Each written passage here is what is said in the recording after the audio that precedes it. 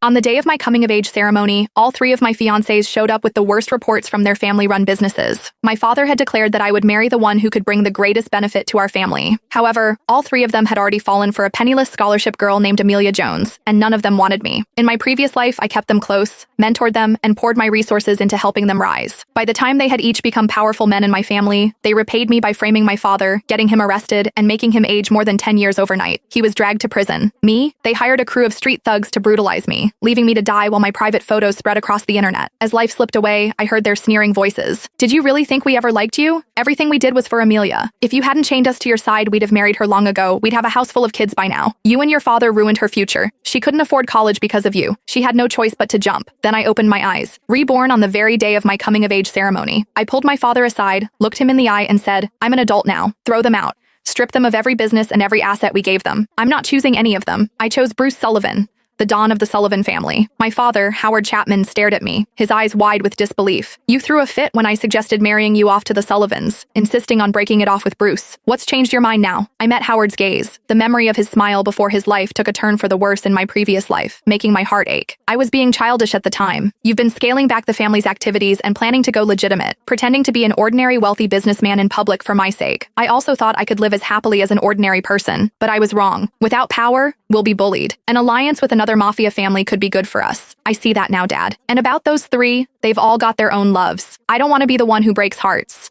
Howard let out a relieved breath and affectionately patted my shoulder. "I always said you were a visionary, my girl. I'll head over to the Sullivans right away to sort out your marriage. And if they don't see sense, I'll move heaven and earth to get you what you want." Watching him put on his act, I could not help but chuckle. The same Howard who doted on me ended up in such a mess because of me in my previous life. In this life, I was determined to rewrite our stars. I clenched my fists, fighting back the tears. Before I could speak again, the door flew open, and the three men stormed in, encircling me. Yoel Henderson, right in front of me, gripped my shoulders with urgency, his fingers pressing so hard I winced. "Shirley, you've got to tell me. Who are you choosing? It's not me, is it?" Yoel had been my right-hand man, the one I had banked on in my previous life, giving him nearly half of our resources to rise to the occasion. However, the moment he became underboss, he turned on us, stealing secrets that led to our ruin. I gave him an icy stare, my lips curling into a sneer. My reaction only served to enrage them further, their faces contorted with fury. "Shirley, it doesn't matter who you pick. We're not sticking around," one spat out. "I'll see to it that you end up all alone. We're sticking with Amelia. She's not some pampered principessa like you. She needs us by her side."